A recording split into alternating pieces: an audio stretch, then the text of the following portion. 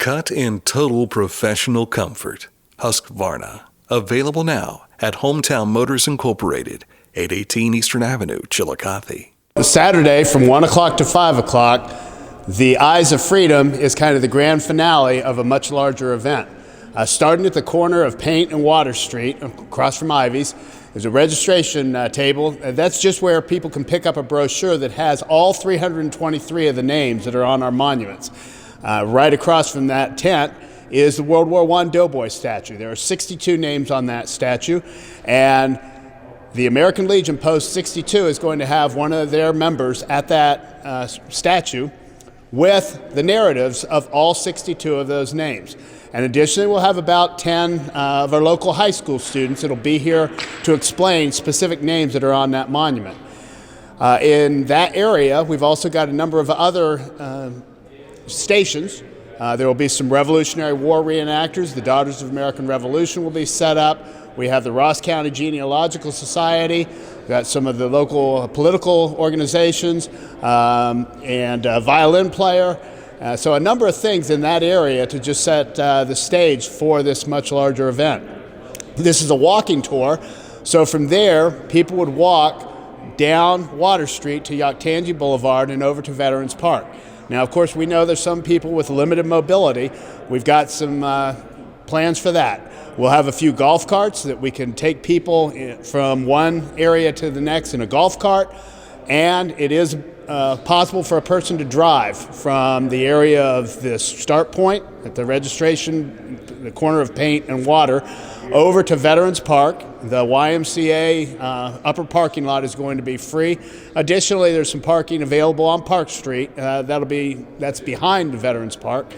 And so people can go there and park and get out and see the things at the Veterans Park, and then from there drive down here and then be on their way. So we do have plans for anybody that might have limited mobility.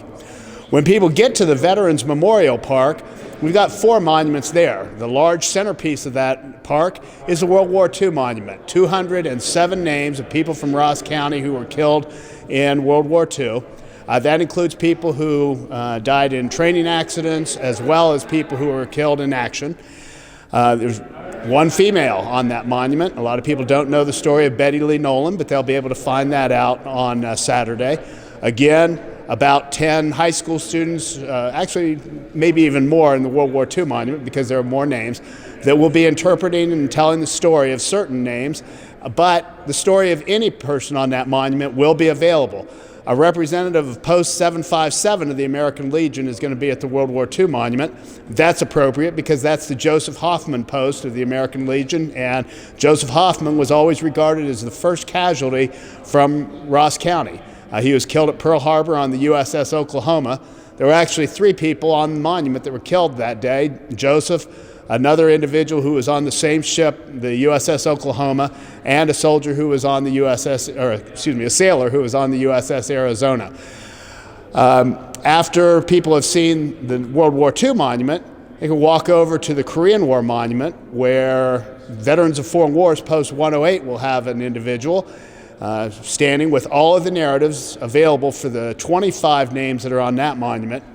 Once again, we'll have local school students to interpret some of those names. In that area is the Medal of Honor monument, and we have 9 people from Ross County. Some of these people weren't killed in action, but 9 people from Ross County who received the Congressional Medal of Honor, 7 during the Civil War, 1 in the Philippine insurrection, and then 1 in World War II. So all of those narratives are available to people that are interested. And additionally, we'll have David Tillis doing a presentation as Webb Cook Hayes, our Congressional Medal of Honor winner from the Philippine insurrection, also the son of Lucy Webb Hayes, who we claim is a Chillicothe native. The next monument in Veterans Park is the Vietnam Monument. AMVETS Post 4, assisted by Vietnam Veterans of America, is handling that. We've got 23 names of people from Ross County on that monument. Once again, all of the narratives are available, and we've got the students that can be telling some of those stories. From the Vietnam Monument, that is where we would have people walk down here to the Eyes of Freedom in Memorial Armory, We're thrilled to have the Memorial Armory open again. Our Parks and Recreation Department has done a great job on, they're working on restoring it, but this was a perfect opportunity to kind of open it up. This is the capstone of the tour. We have 4 individuals from Ross County who were killed in the War on Terror. They are not on a monument yet, but that will be coming in the future. But this is where we really want to pay honor and homage to. We got Aaron Reed with the Marine Corps. We also had our first casualty, who was Gavin Colburn. And then we've also got Brad Clemens and Josh Geyer. So the narratives on those 4 individuals are available here.